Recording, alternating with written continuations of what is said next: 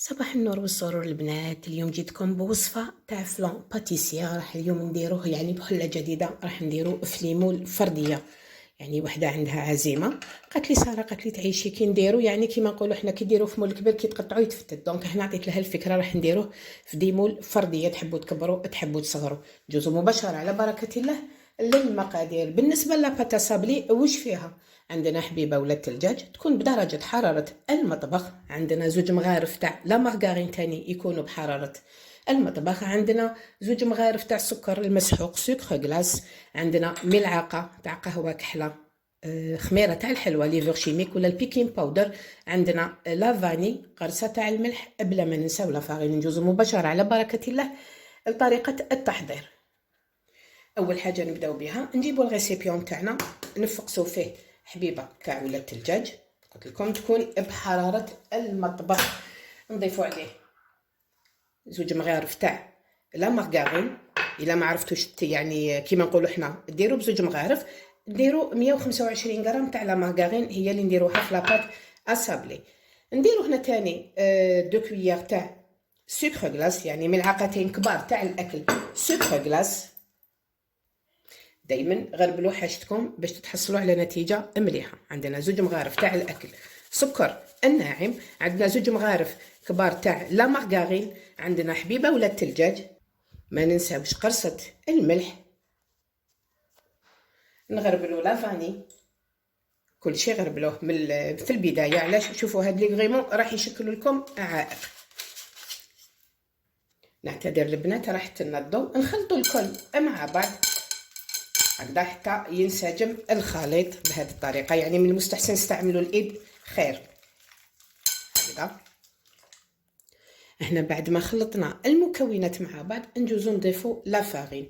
اول حاجه نبداو بها هي نبداو بكاس الاول. بالنسبه للافارين البنات ديروا حتى تحصلوا على لاباتا سابلي. ما نجمش نقول لكم شحال ديروا باسكو كل فرينه وكيفاه. النوعيه اللي استعملتها فرينه متعدده الاستعمالات. قلنا درنا هذا الكاس الاول مع المغرفه تاع قهوه، خميره تاع الحلوه ولا بيكين باودر ولا ليفر شيميك، ونبداو نطمو في لاباط تاعنا حتى نتحصلوا على اون باتا سابلي. هنا بعد ما نطمت لي لاباط تاعي تحصلنا على اون باتا سابلي، عجينه السابلي. هذه هي نحطوها دو كوتي ونجيبوا لي مول تاعنا ندهنوهم بشويه مارغارين باش نبداو نفاصونيو. هنا بعد ما دهنت لي مول تاعي بشويه مارغارين بلا ما نسوبودريهم، يعني لا مارغارين توفي بالغرض. ونعرفوا لاباتا سابلي فيها كميه من الليدام، دونك هنا بلا ما نزيد نسوبودريهم. انا تعرفوا الكيفيه تاعي كي نكون راح ندير في ليمول هكذا فرديه، ماشي نحل لاباط ونعاود نطمها ونحلها حتى شغل هذيك العجينه تاع لاباتا سابلي تندلك. دونك هنا بهذه الطريقه يعني بخاتيك تكملوا بالخف وتتحصلوا على نتيجه مليحه هكذا حتى نمشوها كامل سواء في الاطراف ولا في القاعده. هايليك شوفوا تمد لكم الطوع ما شاء الله. هاد لاباتا سابلي تحفه البنات، جربوها. الوصفه اللي عطيتها لكم تاع المحلات.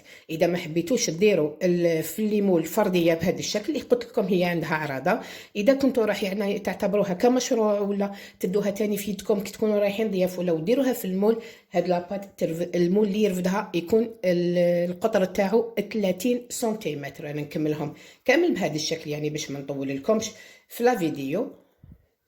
هنا بعد ما كملنا تشكيل لاباط تاعنا بهذا الشكل درت لها هنا ثقب بالفرشيطه، حطيتها دو كوتي. نجوزو نوجدو لا كريم باتيسيير تاعنا.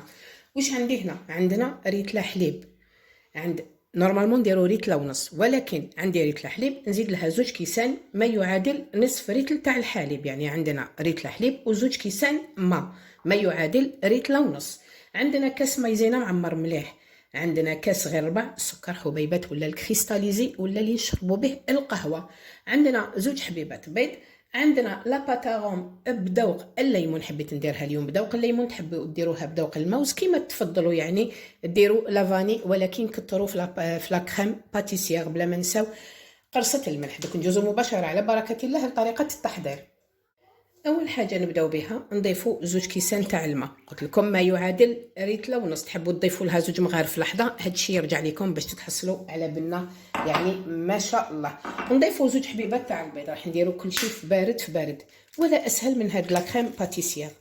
بالنسبه لهذا الوصفه يستعملوها في المحلات يعني باش تكونوا عارفين، والنتيجه تاعهم راكم ذقتوها.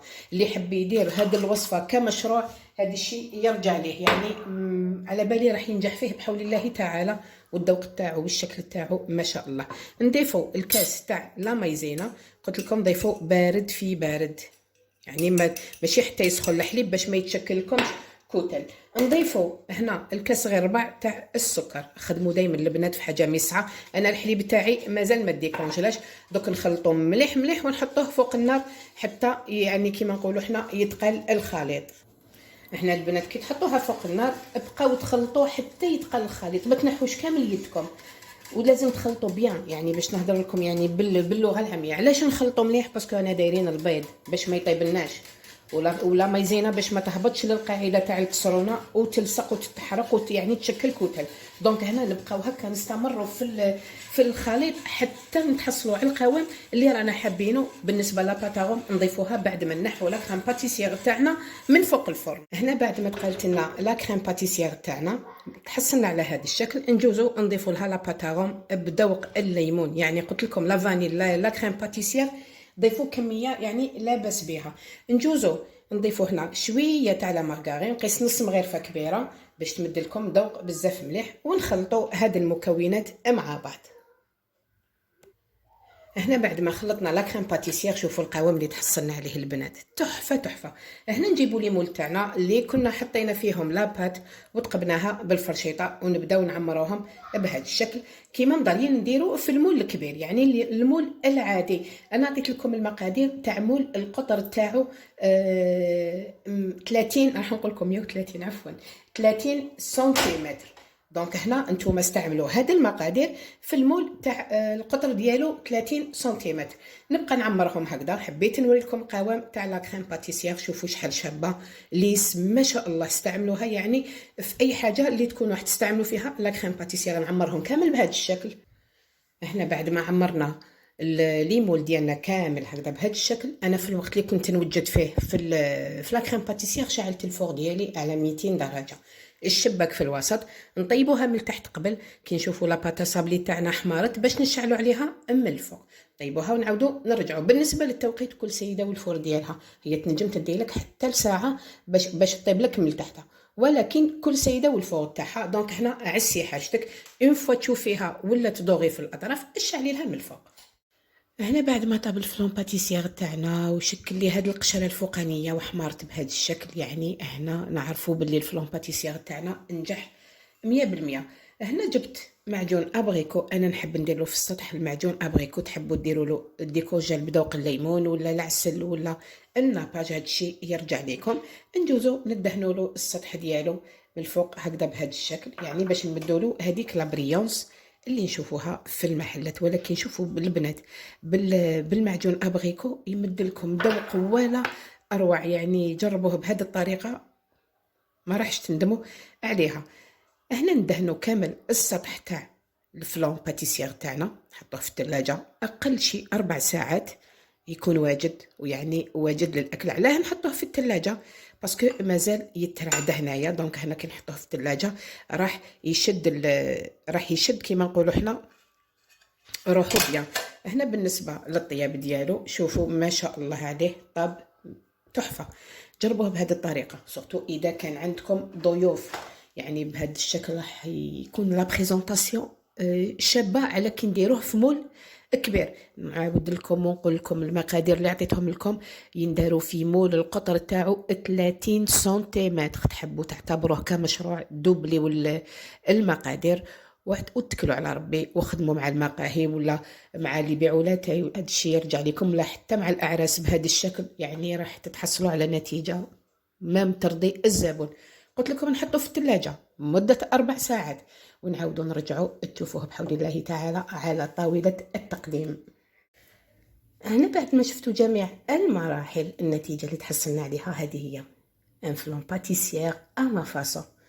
بريزونطاسيون تاعو شوفوا يعني همه ورمه. نقول لكم جربوه ما راحش تندموا عليه. انديفيديوال ما تقطعوه ما راح يفسد لكم الشكل، ما يعني كيما راكم تلاحظوا هنايا، يعني كيما نقولوا كل انسان تحطوا له في لاسيت تاعو هكا وانتم تحصلتوا على حاجه بالطبع وتعجب الضيوف. تاعكم. بالنسبه للفكره، اول وحده دير فلان انديفيديوال سي بيان انا، يعني باش علاش قلت هاد الهضره، على بالي دوك يدوها وينسبوها ليهم وكامل. دونك احنا اللي داها بصحته، انا كاني نحط في القناه جوستومون باش الناس تدي الوصفات ولا تدي الافكار ولا، ولكن يعني اذكروا الاسم ولا قولوا تاع فلانه ولا قولوا خديناها من اليوتيوب. هذه هي. بالنسبه للقوام ديالها، هنا جبت لكم حبيبه، نجوزو نقسموها مع بعض. شوفوا الطراوه تاعها ما شاء الله البنات، نقولكم يعني جربوها ما راحش تندموا عليها. بسم الله، شوفوا القوام، شوفوا ما شاء الله طراوه تحفه تحفه. شوفوا ما شاء الله، تعرفوني ما نحبش نغنجق الحاجه، دونك احنا نقول لكم جربوها ما راحش تندموا عليها. يعني وصفه ناجحه سهله، المكونات تاعها باينين، المقادير تاعها مضبوطين، وزيدون بلوس اللي حبت تستعملها كمشروع نقولها اتكلي على ربي ما راحش تندمي عليها. نقول لكم تهلاو في روحتكم. الوصفه الماجيه، ما نقولكم سالم سالم حتى نعاود نذكركم. بالنسبه للمقادير اللي عطيتهم لكم، المول اللي ترفدوا هاد المقادير هو 30 سنتيمتر. نتوما تحبوا تضاعفوا الكميه، تحبوا تقلوا الكميه، هادشي يرجع لكم. ولكن الفكره اللي عطيتها لكم، اولا عطيت لكم لا غوسيت تاع لي بولونجري، يعني لي بولونجري لوكس ماشي يستعملوا هذه الطريقه، ولكن ما يديروش انديفيديوال. بالنسبه للشكل، الشكل هذا من اختراعي انا، قولكم جربوه. سلام سلام.